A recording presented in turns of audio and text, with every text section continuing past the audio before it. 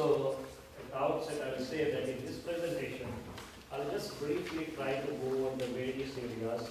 I know that in a given short time, all the points cannot be elaborated, but that opens up the room for more questions. And if you wish, you can put your recording devices also on. I'll try to be as slow as possible, but sometimes I'm said to be more fast. But anyway, and then in the coming more sessions, subsequent sessions of practical workshops, we'll go more in depth on the details. So, as the questions were asked, if I just start it from there, am I living a balanced and holistic life? Do I have a happy, harmonious, rich and meaningful inner life? Is the purpose of my life clear?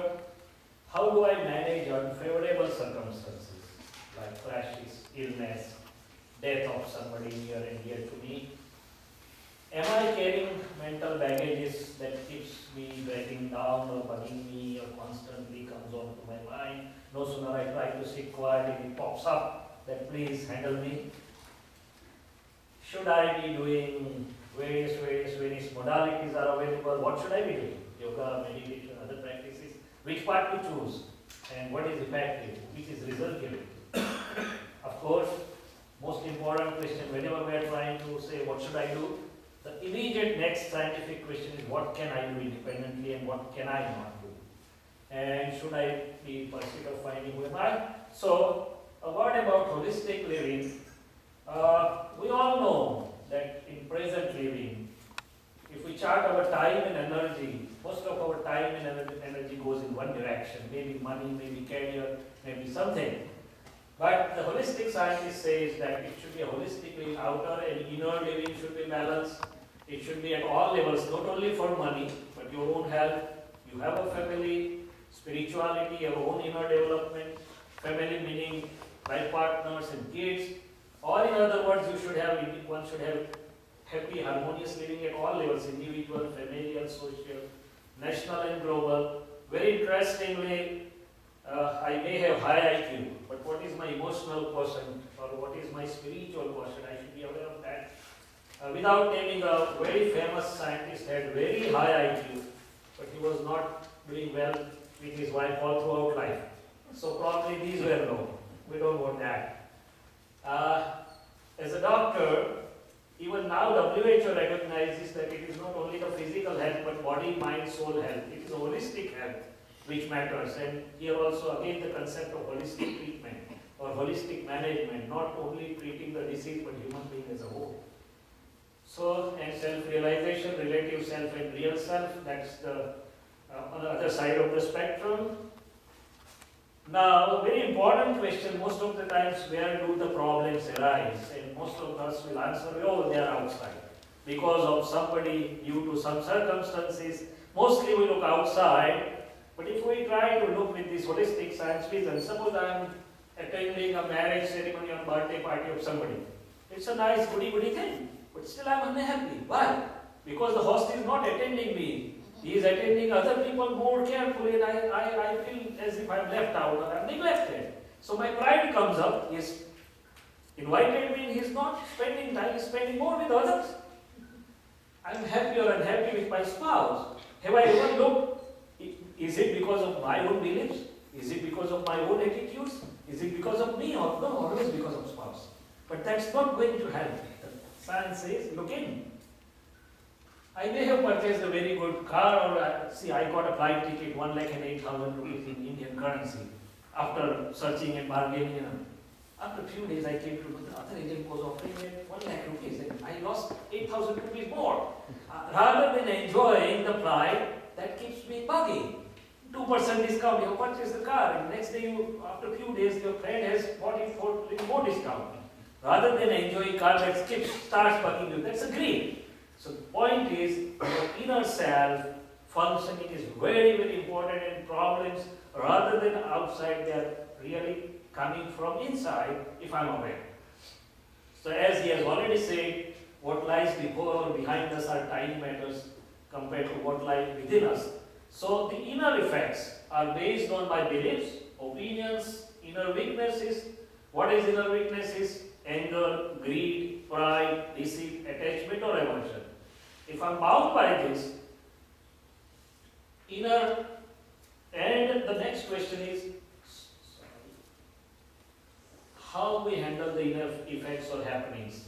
Are we always handling our inner effects really well? There was a short story which was sent to me on WhatsApp by somebody. The consensus of the story, it was by CEO of Google, somebody. The consensus of the story was in a restaurant, a few females went for having a nice party, and a cockroach came and sat over one lady and jumping started. The cockroach went on the other lady, she also started jumping. Then the cockroach went on the waiter. He looked quietly. After a while, he just took it and put it out. So the consensus of the story, was it a cockroach or was it an inner disturbance caused by cockroach? And he went on to say that it was the inner disturbance which the female could not handle well, the waiter could handle well. So it's most of the times it is the inner disturbance by somebody telling me something, by a traffic jam or by other things which probably I am not able to handle, and the holistic science just teaches us the way how best to handle it. So again, as I said, it is this which the holistic science wants to change for better, so all the machinery will be changed properly. Now, coming to some few very basic, simple things, all of us look for happiness. In fact, every creature is in search of happiness, and nobody likes unhappiness. And is it at the physical or outer level? Is it at the sensual pleasure level? Now, leave it aside, but if I say my most of happiness was coming from this comparison and competition. I was trying to compare with others. I'm a surgeon. After 25 years, I'm doing 50 surgeries a month. Oh, my junior who came just 5 years back in the practice, he's doing 100 surgeries. I'm worthless. Let me have to do 100. So, human mind. I had a nice 3-bedroom hall kitchen flat, and I went to Paliyatam, and he's, oh my God, it's bigger flat. So, but this is at the ego or mind level, and the real happiness doesn't come at the ego or mind level. So what are the holistic inner science reasons? Now, these are some simple tools. If I'm trying to make someone happy, suppose my grandson's party is coming up after 15 days, and I have just decided in my mind that I'll call few children, invite and throw a small party, yet I have not declared even to my life partner, not spent a penny from my pocket, but from the same moment I start feeling happy. I decided, okay, I'll help my patient, he's in the need, or I help anybody who is in need, I'll go and help. Yet I have not helped him, but even from the moment I decide, I start feeling happy. So the simple rule is, whatever actions of my mind, body, speech, which are going to help others, which are going to make others happy, will make me happy first, it will help me first, it will raise my inner environment for positive. And the reverse scenario, suppose I'm in USA, I'm away from my clinic, somebody informs me from there that in your absence, your staff was behaving all nonsense, was not attending the clinic, all the indiscipline, and my mind starts revolving, let me go back, I'll fire them. Hire and fire is very known here, right? Now they may be enjoying, what happens to me? The fire starts within me. So whatever actions of my mind, body, speech, which are going to hurt or disturb others, do disturb me first, do hurt me first.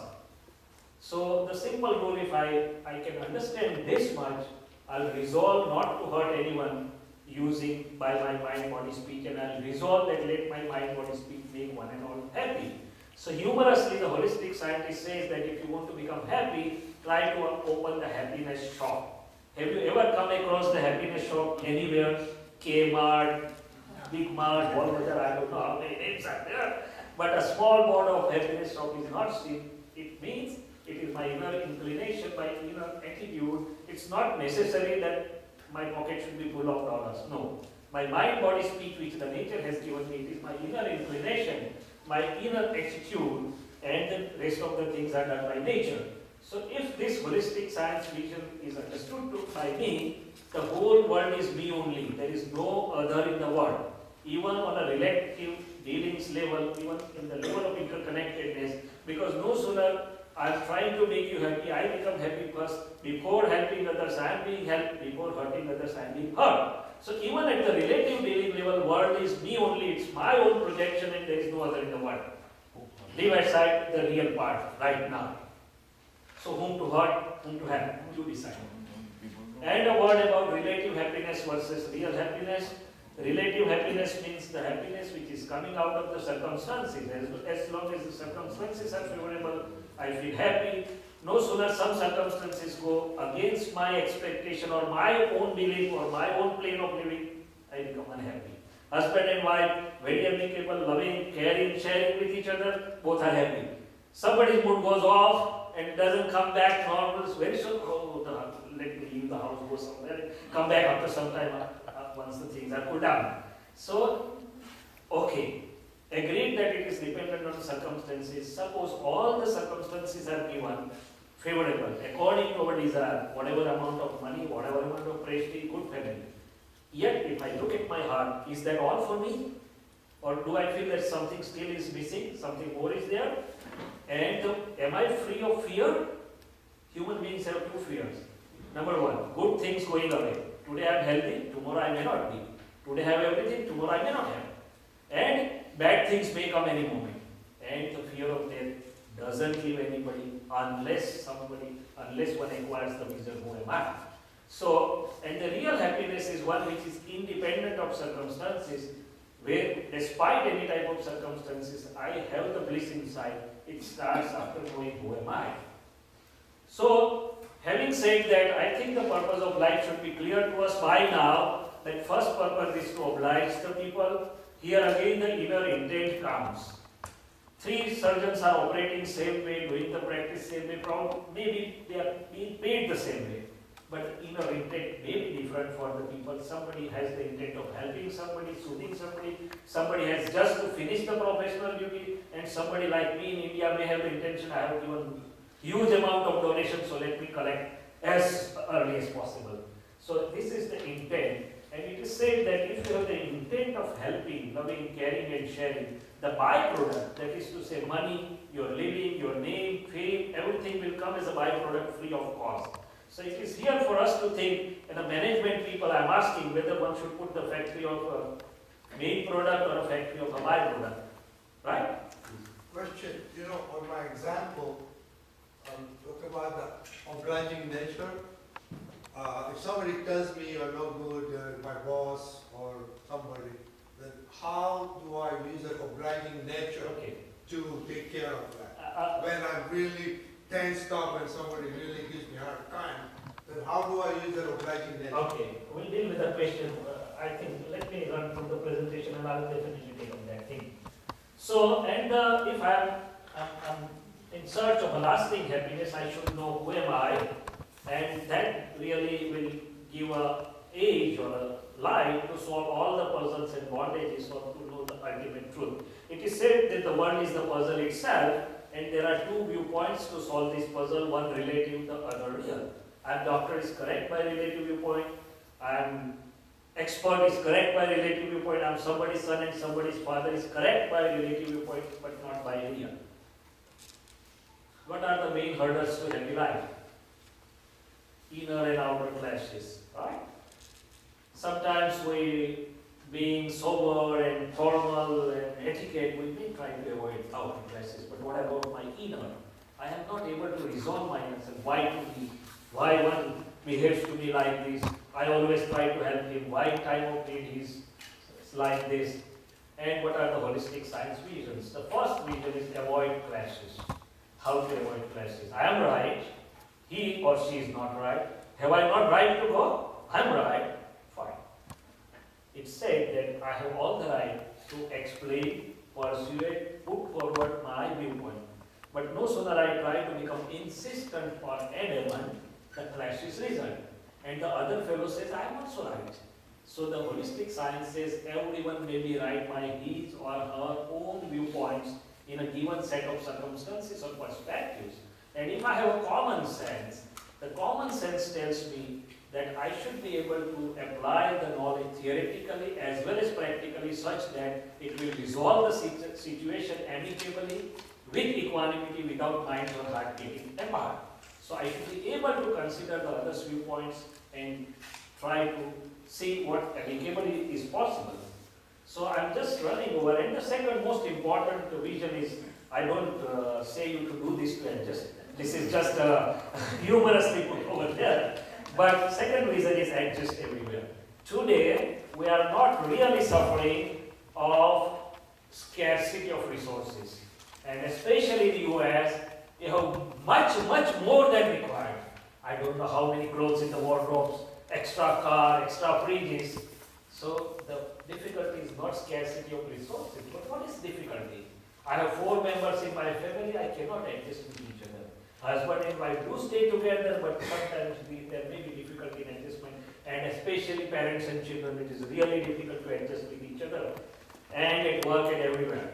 So how to live? So he says that one who masters the art of adjusting with all different personalities in all different situations will not only be happy in this world, but will sail to the liberation. Let's look at the scientific counterpart of these two visions. Suppose if I have a clash, I'm right, but if I have a clash, what happens within me? My harmony gets lost, my inner machinery of optimum functioning becomes disturbed, probably my energy body and aura body also gets disturbed, and I lose my inner energy. Whereas by adjustment, I am getting to my harmony, I am living to my inner proper environment. And how do I adjust? We go to gardens, and in gardens all different varieties are there, but none without a fruit or a flower. So if I have this vision, every human being may be different in a natural scheme, but none without a fruit or a flower, meaning thereby none without a positive ability. A good manager is one who knows the abilities of all and can put together nicely without complaining about shortcomings. It's true everywhere we go. How can there be a heaven on earth? It's said that I should be in my own home, world need not be conquered. Wherever I am living, believe me, this is my first home. And then second, wherever I am living, I should try to win means I should try to have the love, mutual love with each other. And in a family dealings, husband, wife, and here for a special situation I had to put the word life partners. Because somebody said don't use the word husband, wife. Oh wow, that can be a realistic situation. But I believe that anyway, as long as I have the belief or I have the belief is usually she should understand me. She says he should understand me. But if I live like best friends, do we ever see at the faults of our friends whom we consider best friends? So the best friendly relationship is the shortest answer, and the two do come together. But as long as one eye is loving, sharing, caring, and helping other eye, it is a win-win situation. When one eye tries to win over the other, the show starts. And of course, there are very close karmic bonds. So be aware. In a business, we are very well aware with our consumers, with our dealers, and whatnot, that nothing should go wrong. Here, we should be more vigilant. And with the kids, we have a bigger taste, especially in countries like this. So glass handled with care, and character of parents influence the upbringing of children a lot. So I should mind my own character, how I am living. That's what is more important. Children do not learn what we say them to learn. They learn what they see. And they start seeing at the home and then around. So be vigilant. In a professional dealings, people have a very costly workshops of human management and stress management and ego management and whatnot. But a simple understanding that if I take this as an opportunity to be friendly with others, to oblige, to help, share or care, and of course, as I said, if I have the vision of looking at everyone's positive abilities, I never have complaints or disadjustments. And I can see God of yourself in everyone, wherever I go. So for me, I can turn the workplace into a church or a temple or a place I like the most. Where I spend the most time is at my workplace. At temple or church, I hardly spend few minutes in a week. So let's turn our workplace into an energizing, positive place with a change of beliefs or attitudes. And you will be surprised that when you have some intention, the nature gives you the supplementary evidences. I was sitting at Madhubai's place, I just was at, sometime I pulled out some book by Jem Polowski or somebody, MD, and it had the chapters that the world will have a different visions of doing the business with these visions now. Interconnected living. Here I am observing that most of the people have solitary living. I am living. If I am getting along with you, it's fine. Otherwise, you are on your way, I am on my way. And that has led to a lot of loneliness and a lot of problems. We believe in interconnected living as the whole universe is interconnected, and parasparanu graho jivanam, and that interconnected living is for my own self-interest, for my own self-living, where the love is the main anchoring thing. But what is love? Love is one which is without expectation and without conditions. So it is unconditional love, and with that, the whole universe can be my family. I don't know many of you, but I don't feel that I'm different from you. I'm feeling as if I'm in my own family, or as if I'm one with you. So I'm in everyone and everyone is in me. I'm definitely experiencing, I don't know about you, but I do experience that I'm in you and I'm not different from you. So self-interest, with these visions, I should decide what is my self-interest, not in terms of dollars, but in terms of my inner happiness and harmony.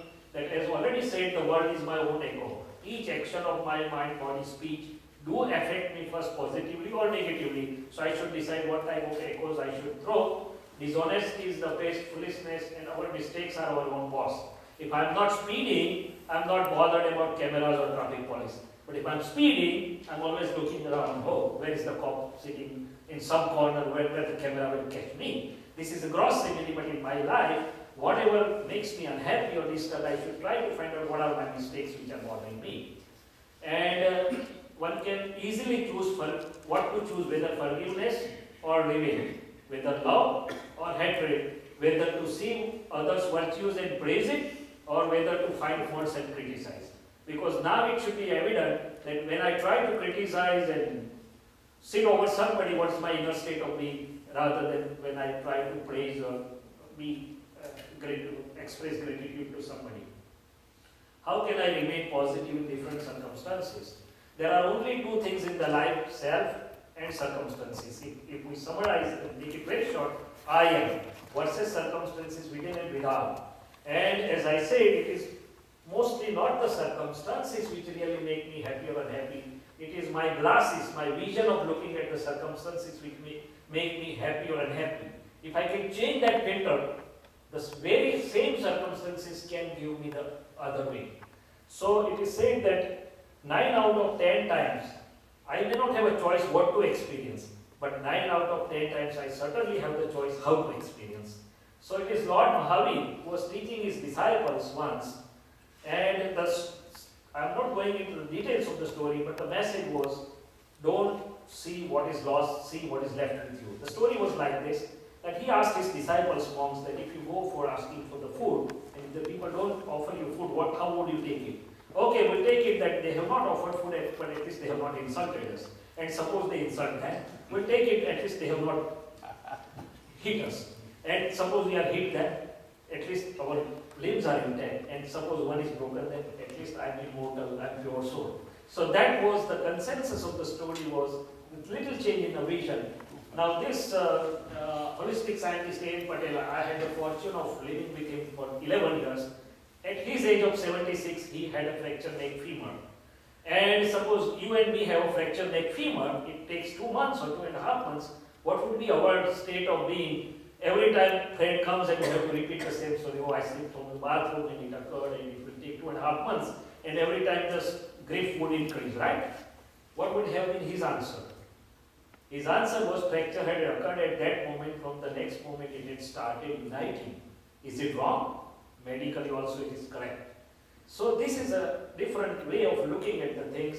Suppose, as he said, somebody criticizes me. With my ignorant state of being, I would have been violent. But now I take it as an opportunity to look within me, to improve, and I am grateful that somebody kept my ego at the normal level and didn't allow it to inflate. So even Albert Einstein was positive, that he said that there lies opportunity in every difficulty, and I am thankful to all those who said me no. Because of them I did it myself and I learned. So if we know this life and nature in correct sense, in each given circumstances, people don't love hardships in life, but I say the hardships in life do give us opportunity to grow from within, because then and then only I'll search for my inner abilities, how to overcome, and it makes me a mature man. How can I remain positive during illness and sad events like death? In illness, very shortly to say, do your best, find out all the best alternatives by medicine, but only medicines do not work. You have to be positive from within. So they say dawa and dua. Keep pray for others. Whomsoever you believe, that will send positive vibrations, and there are scientific studies about that. And distinguish who is suffering, who is the sufferer, and who is the knower. That will come to it later on. And suppose somebody is on a deathbed, somebody near and dear. As long as I see that this is the end point, I'll be very unhappy. But when I try to realize that what is changing is subject to change, but what is within is eternal. And let me tell you, even Courtney has a UK journalist has mentioned that conscious survives physical death. So the consensus is coming that there is something which does stay there. So if I look from that standpoint, that the death even doesn't fear me. Now a point, how can I forgive myself and others? To forgive myself is this easy, because most of the times I am never doing the mistake, right? Say Gupta, am I doing mistake? No, never. But still, sometimes my mistakes do bug me. Suppose if I have hurt Rajni Bhai, my intellect may say I have not done anything wrong, but my heart says, oh, there is something pinching within me. So how to forgive myself? There is a simple process of confession, apology, and resolution. Within very short time, I can say that I see pure self within Rajni Bhai, and I beg pardon for whatever wrong words I have spoken to him. Give me the strength not to speak it again. What does this scientifically do? This will clean me from within. My inner harmony and happiness will come back soon, and the cordless vibrations will go to him like a cellular phone. His mind will also become right. If one wants, one can use it. How to forgive others? Because I can never do that. There are not many advices, but how can I do? You have done something wrong to me. You have insulted me. You have hurt me. How can I forgive you? My mind doesn't allow me to do that. Here I have to know certain natural rules. How really does it work? A mailman delivers many posts in our post box, and some are pleasurable, some unexpected dividend, somebody's marriage invitation, and somebody may be unpleasurable like traffic police's ticket, or somebody's death's intimation. What is the fault of him? We never blame him, because he is just the delivery man, not the sender. Similarly, in the scheme of nature, whosoever is giving us painful or pleasurable experiences are just the media man, postman. They are not the final man. They are the instruments in the scheme of nature. It's my own atomic and molecular configuration which is inviting it. If it is not fear, even if it is targeted to me, it will go by side and it will not touch me. So one who suffers is at fault. My own accounts, as I said, atomic and molecular configurations are getting settled whether pleasurably or painfully, and so whatever has happened is just incorrect. If I know certain natural rules, I most of the times do not find others as guilty, but I try to look within, and at the end, as I said, if I forgive, at least I am relieved. And here about the fear part, I think my time is over. Have I got some few minutes? You have 10 minutes for question and answer. So if you Give me 2 minutes just to run over this, and then we can take question and answer. So, because the fear was put in the title for me, as I said, what we are fearful about? Because we do not know the natural rules. Now, who keeps the entire universe is in order? Have you ever thought? God. Before the birth of a baby, milk is ready. And have you ever tried to understand? Because being a doctor, when I look at this miraculous machinery, I take heavy meal and go to bed. What keeps everything functioning? Even when I am sleeping, everything goes to its own place. And this is beating without any rest. So if I try to understand the nature, scientific, circumstantial evidences, my ego will be more and more humble. So this is what Einstein said, ego is one upon knowledge. And if I try to understand how the universe is being run so meticulously, I feel that I am a guest of nature, and when I am guest at your place, I am not to worry. So, secrets of human living are in the part of happenings. We will develop it later on. I am not really the independent doer, but I am the instrumental doer. It just happens, but I have my own power within in the area of projection or decision. And if I project or take the correct decisions from within, it goes to natural regulatory system like a land computer, and then the natural regulatory system gives the result accordingly. So as long as I am taking inner decisions, as he said, consciously with awareness, with correct holistic understanding, I'm not afraid of anything, or I'm not afraid of the happenings, whatever it may be is the result of the past. So the bottom line of the story is do your best and leave rest to nature. Drive your car with open eyes, with alert and awareness. Then if something becomes wrong, just say that it was in the scheme of nature. Try to save the glass falling from your hand. If it is saved, fine. If it is broken, then also it is fine, because it's sum total of so many scientific circumstantial evidences, and nothing happens out of our scheme. And who am I? Once I know what is the reality or what is my pure nature, I know that I am pure conscious, just knower and seer, with infinite knowing and infinite perception power or infinite bliss. I am inexhaustible, imperishable, non-taintable and invisible, and rest all, including mind, body, speech, are just passing phases. So that gives me the ultimate vision of remaining as a